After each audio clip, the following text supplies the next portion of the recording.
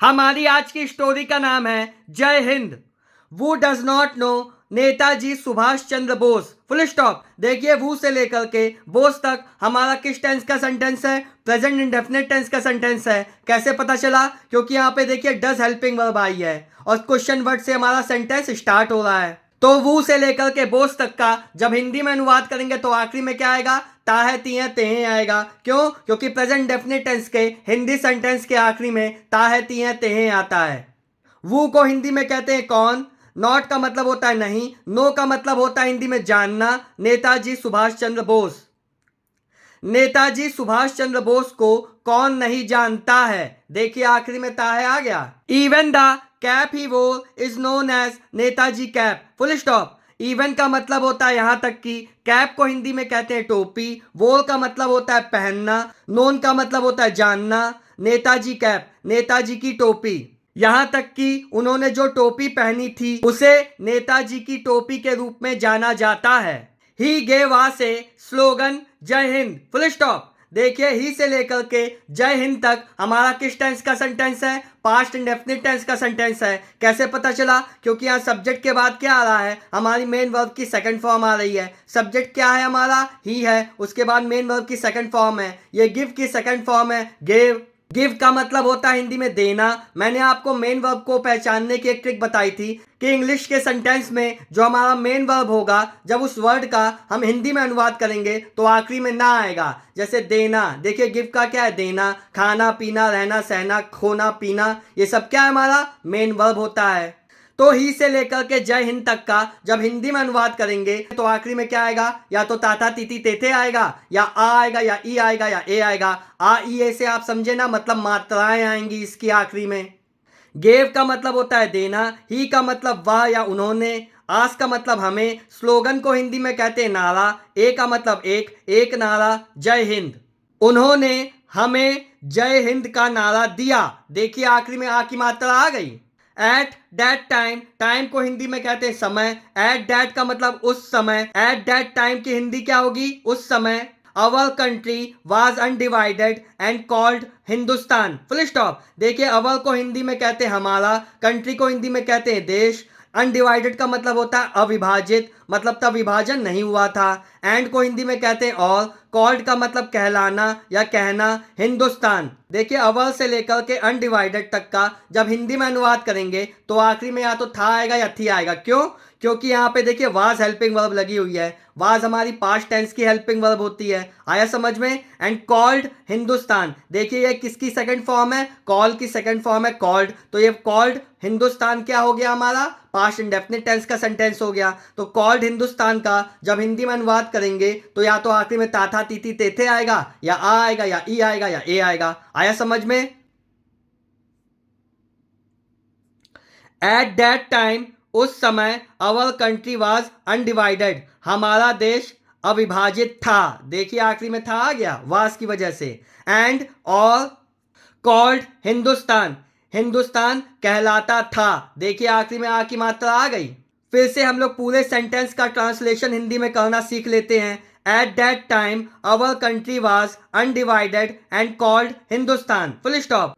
उस समय हमारा देश अविभाजित था और हिंदुस्तान कहलाता था। Subhash was born on 23rd January, 1897 at Cuttack. Full stop. देखिए सुभाष से लेकर के कटक तक का जब हिंदी में अनुवाद करेंगे तो आखिरी में क्या आएगा? या तो था आएगा या थी आएगा। क्यों?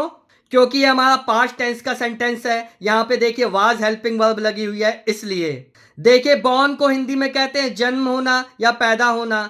सुभाष का जन्म 23 जनवरी 1897 को कटक में हुआ था। देखिए आखिरी में था आ गया। His father Janaki Nath Bose was a famous lawyer of Cuttack. Full stop. His का मतलब होता है उनके, फादर को हिंदी में कहते हैं पिता, जानकी नाथ बोस क्या है? नाम है। वाज लग गया इस सेंटेंस में, इसका मतलब हिज से लेकर के कटक तक का जब हिंदी में अनुवाद करेंगे तो आखिरी में या तो था आएगा या थी आएगा। क्यों? क्योंकि वाज किसकी हेल्पिंग वर्ब होती है? पास्ट टेंस की हेल्पिंग वर्ब होती है। ए का मतलब होता है एक, फेमस को हिंदी में कहते हैं प्रसिद्ध, लॉयर को हिंदी में कहते हैं वकील, ऑफ कटक का मतलब क्या होगा? कटक के। उनके पिता जानकी नाथ बोस कटक के प्रसिद्ध वकील थे। देखिए आखिरी में थे आ गया। He was very good at studies, full stop. देखिए वाज लग गया इस सेंटेंस में, इसका मतलब ये हमारा पास्ट टेंस का सेंटेंस है। तो ही से लेकर के स्टडीज तक का जब हिंदी में अनुवाद करेंगे तो आखिरी में या तो था आएगा या थी आएगा या थे आएगा। आया समझ में? ही को हिंदी में कहते हैं वाह, वेरी का मतलब होता है बहुत, गुड का मतलब होता है अच्छा, स्टडीज को हिंदी में कहते हैं पढ़ाई। वह पढ़ाई में बहुत अच्छे थे। देखिए आखिरी में थे आ गया। Although he was rich, comma he led a very simple life, full stop. देखिए ऑल्दो से लेकर के रिच तक का जब हिंदी में अनुवाद करेंगे तो आखिरी में था आएगा, थी आएगा या थे आएगा। क्यों? क्योंकि यहाँ पे वाज हेल्पिंग वर्ब लगी हुई है। ऑल्दो का मतलब होता है यद्यपि, ही का मतलब वह, रिच का मतलब होता है हिंदी में अमीर। यद्यपि वे अमीर थे या हालांकि वे अमीर थे। He led a very simple life, full stop. देखिए ही से लेकर के लाइफ तक का जब हिंदी में अनुवाद करेंगे तो आखिरी में या तो था तीती थे या आ या ई या ए आएगा। क्यों? क्योंकि ही से लेकर के लाइफ तक का हमारा पास्ट इंडेफिनिट टेंस का सेंटेंस है। कैसे पता चला? क्योंकि यहाँ पे देखिए सब्जेक्ट के बाद क्या आ रहा है, मेन वर्ब की सेकंड फॉर्म आ रही है। ये लीड की सेकंड फॉर्म है लेड। ही का मतलब होता है वाह, सिंपल को हिंदी में कहते हैं साधारण या सामान्य। लाइफ का मतलब होता है हिंदी में जीवन। वेरी का मतलब बहुत, ए का मतलब एक। लेट का मतलब होता है व्यतीत करना या जीना। उन्होंने बहुत ही सामान्य जीवन व्यतीत किया। Although he was rich, comma he led a very simple life, full stop. हालांकि वे अमीर थे, उन्होंने बहुत ही सामान्य जीवन व्यतीत किया। देखिए आखिरी में आ की मात्रा आ गई। He did his BA in 1919 with first class honors, full stop। Did का मतलब होता है करना, BA का मतलब हम लोग जानते हैं बैचलर ऑफ आर्ट। 1919 with का मतलब साथ, फर्स्ट का मतलब होता है प्रथम, क्लास को हिंदी में कहते हैं श्रेणी, ऑनर्स का मतलब होता है ससम्मान। He did his BA, उन्होंने BA किया in 1919 with first class honors। उन्होंने BA किया 1919 में प्रथम श्रेणी के ससम्मान के साथ। He went to England to pass Indian Civil Service Examination, full stop। देखिए ही से लेकर के एग्जामिनेशन तक का हिंदी में अनुवाद करेंगे तो आखिरी में क्या आएगा, या तो था तीती थे या आ या ई या ए आएगा। आ ई ए की मात्राएं आएंगी। कैसे पता चला? क्योंकि यहाँ पे सब्जेक्ट के बाद क्या मेन वर्ब की सेकंड फॉर्म आ रही है। ये हमारी गो की सेकंड फॉर्म है वेंट। सब्जेक्ट है हमारा ही का मतलब वह या उन्होंने, वेंट मतलब गए। इंग्लैंड, पास का मतलब होता है उत्तीर्ण करने के लिए। Indian civil service examination, Indian civil service examination की हिंदी है भारतीय सिविल सेवा परीक्षा। वे भारतीय सिविल सेवा परीक्षा उत्तीर्ण करने के लिए इंग्लैंड गए। देखिए आखिरी में एक ही मात्रा आ गई। But he did not like to become even district collector under the British rule, full stop। देखिए बट से लेकर के रूल तक का हमारा किस टेंस का सेंटेंस है? पास्ट इंडेफिनिट टेंस का सेंटेंस है। उसमें भी कौन सा? निगेटिव, क्योंकि डिड किसकी हेल्पिंग वर्ब होती है? हमारी पास्ट इंडेफिनिट टेंस की हेल्पिंग वर्ब होती है, आपको पता होगा। तो बट से लेकर के रूल तक का जब हिंदी में अनुवाद करेंगे तो आखिरी में या तो था तीती थे या आ या ई या ए आएगा। आ ई ए की मात्राएं आएंगी। क्यों? क्योंकि पास्ट इंडेफिनिट टेंस के हिंदी सेंटेंस में यही पहचान होती है कि उसके आखिरी में क्या आए, था तीती थे या आ या ई या ए आए। बट को हिंदी में कहते हैं लेकिन। ही का मतलब होता है वाह। लाइक को हिंदी में कहते हैं पसंद करना। नॉट का मतलब होता है नहीं। बिकम को हिंदी में कहते हैं बनना। डिस्ट्रिक्ट का मतलब होता है जिला। कलेक्टर का मतलब होता है collector under the British rule. British rule का मतलब शासन, लेकिन उन्हें ब्रिटिश शासन के तहत जिला कलेक्टर बनना पसंद नहीं था। देखिए आखिरी में आ की मात्रा आ गई। He came back to India in 1921, full stop. देखिए ही से लेकर के 1921 तक का जब हिंदी में अनुवाद करेंगे तो आखिरी में क्या आएगा, या तो था तीती थे या आ या ई या ए आएगा। आ ई ए की मात्राएं आएंगी। क्यों? क्योंकि ये कौन सा टेंस है हमारा? पास्ट इंडेफिनिट टेंस का सेंटेंस है। कैसे पता चला? यहाँ पे देखिए सब्जेक्ट के बाद क्या आ रहा है? सब्जेक्ट है ही, इसके बाद मेन वर्ब की सेकंड फॉर्म आ रही है। ये कम की सेकंड फॉर्म है। कम का मतलब होता है आना, बैक का मतलब वापस, इन का मतलब में, टू इंडिया मतलब भारत में। वह 1921 में भारत वापस आ गए। देखिए आखिरी में एक ही मात्रा आ गई तो ये हमारा कौन सा टेंस है? पास्ट इंडेफिनिट टेंस है। He met Mahatma Gandhi and joined the Indian National Congress, full stop. देखिए ही से लेकर के कांग्रेस तक का जब हिंदी में अनुवाद करेंगे तो आखिरी में क्या आएगा, या तो ताथा तीती तेथे या आ या ई या ए आएगा। क्यों? क्योंकि यहाँ पे कौन सा टेंस है हमारा, पास्ट इंडेफिनिट टेंस है। कैसे पता चला? देखिए यहाँ सब्जेक्ट के बाद क्या आ रहा, मेन वर्ब की सेकंड फॉर्म आ रही है। ये मीट की सेकंड फॉर्म है मेट। मीट का मतलब होता है हिंदी में मिलना, ही का मतलब वह, एंड को हिंदी में कहते हैं और, ज्वाइंट को हिंदी में कहते हैं शामिल होना या जुड़ना, इंडियन को हिंदी में कहते हैं भारतीय, नेशनल को हिंदी में कहते हैं राष्ट्रीय, कांग्रेस को हिंदी में कहते हैं कांग्रेस। उन्होंने महात्मा गांधी से मुलाकात की और भारतीय राष्ट्रीय कांग्रेस में शामिल हो गए। देखिए आखिरी में एक ही मात्रा आ गई। तो ये हमारा किस टेंस का सेंटेंस है, पास्ट इंडेफिनिट टेंस का सेंटेंस है। He was elected Congress president twice, full stop. President को हिंदी में कहते हैं अध्यक्ष, ट्वाइस का मतलब होता है दो, कांग्रेस का मतलब होता है कांग्रेस, इलेक्टेड का मतलब होता है चुनना, ही का मतलब वाह, वाज लग गया इस सेंटेंस में। इसका मतलब ही से लेकर के ट्वाइस तक का जब हिंदी में अनुवाद करेंगे तो आखिरी में या तो था आएगा या थी आएगा या थे आएगा। क्यों? क्योंकि वाज किसकी हेल्पिंग वर्ब होती है, पास्ट टेंस की होती है। वे 2 बार कांग्रेस अध्यक्ष चुने गए थे। देखिए आखिरी में थे आ गया।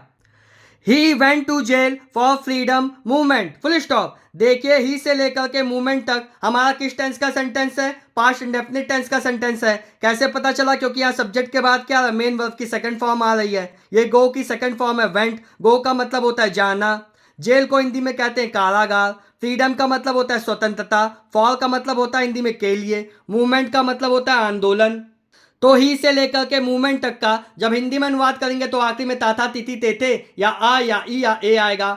आ ई ए का मतलब या तो आ ई ए शब्द आएंगे या मात्राएं आएंगी। आया समझ में? वे स्वतंत्रता आंदोलन के लिए जेल गए। देखिए आखिरी में ए आ गया। He didn't agree with the non violence of Gandhi ji, full stop. देखिए ही से लेकर के गांधी जी तक का हम जब हिंदी में अनुवाद करेंगे तो आखिरी में क्या आएगा, या तो ताथा तीती तेथे या आ या ई या ए आएगा। कैसे पता चला? क्योंकि ये हमारा किस टेंस का सेंटेंस है, पास्ट इंडेफिनिट टेंस का सेंटेंस है। यहाँ पे डिड हेल्पिंग वर्ब आई है। ये हमारा पास्ट इंडेफिनिट टेंस का सेंटेंस तो है, उसमें भी किस टाइप का है, नेगेटिव टाइप का है। He did not agree with the non violence of Gandhi ji. Violence का मतलब होता है हिंसा, नॉन वायलेंस का मतलब अहिंसा, ऑफ गांधी जी का मतलब गांधी जी का, विथ मतलब साथ, अग्री का मतलब होता है मानना, डिड नॉट का मतलब नहीं, ही का मतलब वह। वे गांधी जी की अहिंसा से सहमत नहीं थे। सुभाष चंद्र बोस जी गरम दल के नेता थे और गांधी जी नरम दल के नेता थे। ही सैड, उन्होंने कहा, comma inverted comma start, we can not get freedom without violent struggle, full stop inverted comma close.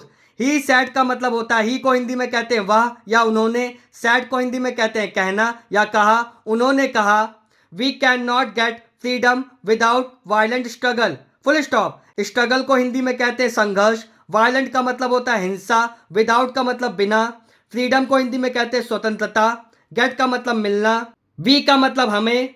देखिए वी से लेकर के स्ट्रगल तक का जब हिंदी में अनुवाद करेंगे तो आखिरी में क्या आएगा, सकता है, सकती है, सकते हैं आएगा। क्यों? क्योंकि जब भी किसी सेंटेंस में आपको कैन दिख जाए तो इसका मतलब यही होता है, जब उसका हिंदी में अनुवाद करेंगे तो आखिरी में या तो सकता है आएगा, सकती आएगा, सकते हैं आएगा। किसके हिसाब से? सब्जेक्ट के हिसाब से आएगा। हम हिंसक संघर्ष के बिना स्वतंत्रता प्राप्त नहीं कर सकते हैं। देखिए आखिरी में सकते हैं आ गया। The British government confined him to his house, full stop. Government को हिंदी में कहते हैं सरकार, कन्फाइंड का मतलब होता है हिंदी में कैद करना, हिम का मतलब उनको, उनको किनको, सुभाष चंद्र बोस को, हिज हाउस मतलब उनके घर में। देखिए दा से लेकर के हाउस तक का जब हिंदी में अनुवाद करेंगे तो आखिरी में क्या आएगा, ताता तीती तेथे या आ या ई या ए आएगा। क्यों? क्योंकि देखिए यहाँ सब्जेक्ट क्या हमारा, द ब्रिटिश गवर्नमेंट, उसके बाद मेन वर्ब की सेकंड फॉर्म आ रही है। कन्फाइंड को क्या कहते हैं, कैद करना, ये कन्फाइंड की सेकंड फॉर्म है कन्फाइंड। तो सब्जेक्ट के बाद क्या, मेन वर्ब की सेकंड फॉर्म आ रही है। ब्रिटिश सरकार ने उन्हें उनके घर में कैद कर दिया। देखिए आखिरी में आ की मात्रा आ गई। In 1941 he slipped in Afghan disguise, full stop. Slipped का मतलब होता है हिंदी में छिप जाना, अफगान डिस्गूज मतलब क्या होता है, भेष। देखिए ही से लेकर के डिस्गूज तक हमारा किस टेंस का सेंटेंस है, पास्ट इंडेफिनिट टेंस का सेंटेंस है। क्योंकि यहाँ पे देखिए सब्जेक्ट के बाद क्या आ रहा है, मेन वर्ब की सेकंड फॉर्म आ रही है। ये स्लिप की सेकंड फॉर्म है स्लिप्ड। इसका मतलब क्या होता है, छिपना। इन 1941 को हिंदी में कहेंगे 1941 में। ही को हिंदी में कहते हैं वह या वो। 1941 में वह अफगान भेष में छिप गए। He reached Europe through Kabul, full stop. ही से लेकर के काबुल तक हमारा किस टेंस का सेंटेंस है? पास्ट इंडेफिनिट टेंस का सेंटेंस है। तो जब इसका हिंदी में अनुवाद करेंगे तो आखिरी में ताथा तिथि तेथे या आ या ई या ए आएगा। कैसे पता चला? क्योंकि यहाँ सब्जेक्ट के बाद क्या आ रहा? मेन वर्ब की सेकंड फॉर्म आ रही है। ये रीच की सेकंड फॉर्म है, रीच्ड। इसका मतलब होता है हिंदी में पहुंचना। यूरोप थ्रू काबुल का मतलब है काबुल के रास्ते यूरोप। वे काबुल के रास्ते यूरोप पहुंचे। देखिए आखिरी में एक की मात्रा आ गई। In Germany comma Subhash formed the first Indian national army, full stop. In Germany, इनको हिंदी में कहते हैं में, जर्मनी में Subhash formed the first Indian national army, full stop. Subhash से लेकर के आर्मी तक हमारा किस टेंस का सेंटेंस है? पास्ट इंडेफिनिट टेंस का सेंटेंस है। कैसे पता चला? क्योंकि यहाँ पे सब्जेक्ट क्या हमारा? सुभाष, उसके बाद मेन वर्ब की सेकंड फॉर्म आ रही है। ये फॉर्म की सेकंड फॉर्म है, फॉर्म्ड। इसका मतलब होता है बनाना या गठन करना। फर्स्ट का मतलब होता है हिंदी में पहला, इंडियन का मतलब भारतीय, नेशनल मतलब राष्ट्रीय। आर्मी को हिंदी में कहते हैं सेना। तो सुभाष से लेकर के आर्मी तक का जब हिंदी में अनुवाद करेंगे तो आखिरी में या तो ताथा तिथि तेथे आएगा या आ आएगा या ई आएगा या ए आएगा। क्यों? क्योंकि पास्ट इंडेफिनिट टेंस के हिंदी सेंटेंस में आखिरी में ताथा तिथि तेथे या आ या ई या ए आता है, आपको पता होगा। जर्मनी में सुभाष ने पहली भारतीय राष्ट्रीय सेना का गठन किया। देखिए आखिरी में आ की मात्रा आ गई। Then he went to Japan and Singapore, full stop. देखिए देन का मतलब हिंदी में होता है फिर। ही से लेकर के सिंगापुर तक का जब हिंदी में अनुवाद करेंगे तो आखिरी में या तो ताथा तिथि तेथे या आ या ई या ए आएगा। क्यों? क्योंकि ये ही से लेकर के सिंगापुर तक हमारा पास्ट इंडेफिनिट टेंस का सेंटेंस है। कैसे पता चला? क्योंकि सब्जेक्ट क्या है हमारा? ही। इसके बाद क्या रहा? मेन वर्ब की सेकंड फॉर्म आ रही है। ये गो की सेकंड फॉर्म है, वेंट। इसका मतलब होता है जाना या गए। जापान एंड को हिंदी में कहते हैं और। फिर वे जापान और सिंगापुर गए। देखिए आखिरी में एक ही मात्रा आ गई। In Singapore comma he formed Azad Hind Fauj, full stop. इनका मतलब हिंदी में होता है में, सिंगापुर, सिंगापुर में ही formed Azad Hind Fauj, full stop. Formed का मतलब होता है बनाना या गठन करना। ही से लेकर के फौज तक ये भी हमारा पास्ट इंडेफिनिट टेंस का सेंटेंस है। क्योंकि यहाँ पे देखिए फॉर्म की सेकंड फॉर्म है, फॉर्म्ड। इसका मतलब क्या होता है? बनाना या गठन करना। सिंगापुर में उन्होंने आजाद हिंद फौज का गठन किया। देखिए आखिरी में आ की मात्रा आ गई। क्योंकि कौन सा टेंस है हमारा? पास्ट इंडेफिनिट टेंस का सेंटेंस है। और पास्ट इंडेफिनिट टेंस के हिंदी सेंटेंस में आखिरी में या तो ताथा तिथि तेथे आता है या आ आता है या ई आता है या ए आता है या मात्राएं आती हैं आ ई ए की। इट्स स्लोगन वाज जय हिंद, फुल स्टॉप। वाज लग गया इस सेंटेंस में। इसका मतलब इट्स से लेकर के हिंद तक का जब हिंदी में अनुवाद करेंगे तो आखिरी में या तो था आएगा या थी आएगा या थे आएगा। क्योंकि वाज हमारी किसकी हेल्पिंग वर्ब होती है? पास्ट टेंस की हेल्पिंग वर्ब होती है। स्लोगन को हिंदी में कहते हैं नारा। यहाँ इट्स किसके लिए यूज हो रहा है? आजाद हिंद फौज के लिए यूज हो रहा है। हम लोग किसी नॉन लिविंग थिंग के लिए इट का प्रयोग करते हैं। आया समझ में? इसका नारा था जय हिंद। देखिए आखिर में था आ गया। He said comma inverted comma start give me blood full stop I shall give you freedom, full stop inverted comma close. He said उन्होंने कहा गिव मी ब्लड। गिव मतलब होता है दो, मी का मतलब मुझे, ब्लड का मतलब हिंदी में होता है खून। उन्होंने कहा तुम मुझे खून दो, I shall give you freedom, full stop. Freedom को हिंदी में कहते हैं आज़ादी। यू का मतलब तुम्हें, गिव का मतलब होता है देना, आई का मतलब मैं। देखिए आई से लेकर के फ्रीडम तक का जब हिंदी में अनुवाद करेंगे तो आखिरी में क्या आएगा? या तो गा आएगा या गी आएगा या गे आएगा। क्यों? क्योंकि ये क्या है हमारा? फ्यूचर इंडेफिनिट टेंस का सेंटेंस है। कैसे पता चला? क्योंकि यहाँ पे देखिए सब्जेक्ट के बाद क्या आ रहा है? शैल आ रहा है। सिर्फ दो सब्जेक्ट होंगे हमारे आई और वी, उसके साथ शैल आएगा और बाकी अगर होगा ही शी इट कुछ भी होगा उसके साथ विल आता है, आपको पता होगा। तो जब भी फ्यूचर इंडेफिनिट टेंस का सेंटेंस होगा उसका जब हिंदी में अनुवाद करेंगे तो आखिरी में गा गी गे आएगा, याद रखिएगा। उन्होंने कहा तुम मुझे खून दो मैं तुम्हें आजादी दूंगा। देखिए आखिरी में गा आ गया। Many people of all cast and creed from India joined him, full stop. Many को हिंदी में कहते हैं बहुत या कई, पीपल को हिंदी में कहते हैं लोग, ऑल का मतलब हिंदी में होता है सभी, कास्ट का मतलब होता है हिंदी में जाति, एंड को हिंदी में कहते हैं और। देखिए क्रीड को हम लोग कहते हैं धर्म। क्रीड को हिंदी में क्या कहते हैं? धर्म। फ्रॉम का मतलब से, इंडिया। ज्वाइंट को हिंदी में कहते हैं जुड़ना या सम्मिलित होना। हिम को हिंदी में कहते हैं उनसे। भारत से सभी जाति और धर्म के कई लोग उनके साथ शामिल हुए। Azad Hind Fauj fought against the British at Myanmar Burma border and defeated it once in 1944। Full stop. Azad Hind Fauj, fought का मतलब होता है हिंदी में लड़ना, अगेंस्ट का मतलब होता है खिलाफ, ब्रिटिश का मतलब होता है अंग्रेज, म्यांमार का पुराना नाम क्या था बर्मा, बॉर्डर का मतलब होता है सीमाएं, एंड को हिंदी में कहते हैं और, डिफीटेड का मतलब होता है हिंदी में हराना, वंस का मतलब होता है एक बार, इन का मतलब होता है मई 1944। देखिए आजाद से लेकर के 1944 तक का हमारा किस टेंस का सेंटेंस है, पास्ट इंडेफिनिट टेंस का सेंटेंस है। कैसे पता चला? क्योंकि यहाँ पे सब्जेक्ट के बाद देखिए क्या आ रहा है, मेन वर्ब की सेकंड फॉर्म आ रही है। ये आज़ाद हिंद फौज हमारा सब्जेक्ट है, उसके बाद ये क्या है, मेन वर्ब की सेकंड फॉर्म है। फाइट की सेकंड फॉर्म है फाउट, इसका मतलब होता है लड़ना। तो आज़ाद से लेकर के 1944 तक का जब हिंदी में अनुवाद करेंगे तो आखिरी में ता था ती थे थे या आ या ई या ए आएगा। आज़ाद हिंद फौज ने म्यांमार बर्मा सीमा पर अंग्रेजों के खिलाफ लड़ाई लड़ी और उन्हें एक बार 1944 में हराया। But after the defeat of Japan in the second world war comma it could not help Netaji. Full stop. But को हिंदी में कहते हैं लेकिन, आफ्टर का मतलब होता है हिंदी में बाद, डिफीट का मतलब होता है हार, Japan in the second world war, second को हिंदी में कहते हैं द्वितीय, वर्ल्ड को हिंदी में कहते हैं विश्व, वॉर का मतलब होता है युद्ध, द्वितीय विश्व युद्ध। लेकिन द्वितीय विश्व युद्ध में जापान की हार के बाद it could not help Netaji. Full stop. देखिए जब भी किसी सेंटेंस में आपको कुड दिख जाए, क्या कुड, जब भी किसी सेंटेंस में आपको कुड दिख जाए तो याद रखिएगा जब उस सेंटेंस का हिंदी में अनुवाद करते हैं तो आखिरी में या तो सका आएगा या सकी आएगा या सके आएगा। किसके हिसाब से? सब्जेक्ट के हिसाब से। It could not help Netaji. Full stop. Help का मतलब होता है मदद करना, नॉट का मतलब नहीं, नेताजी। इट का मतलब होगा यह नेताजी की मदद नहीं कर सका। देखिए आखिरी में सका आ गया। फिर से बट से लेकर के नेताजी तक का हम लोग ट्रांसलेशन समझ लेते हैं। लेकिन दूसरे विश्व युद्ध में जापान की हार के बाद यह नेताजी की मदद नहीं कर सका। The British army one. Full stop. देखिए कौन सा टेंस है हमारा, पास्ट इंडेफिनिट टेंस का सेंटेंस है। कैसे पता चला? क्योंकि यहाँ सब्जेक्ट क्या हमारा, द ब्रिटिश आर्मी, इसके बाद मेन वर्ब की सेकंड फॉर्म आ रही है। ये विन की सेकंड फॉर्म है वन। विन का मतलब क्या होता है? जीतना।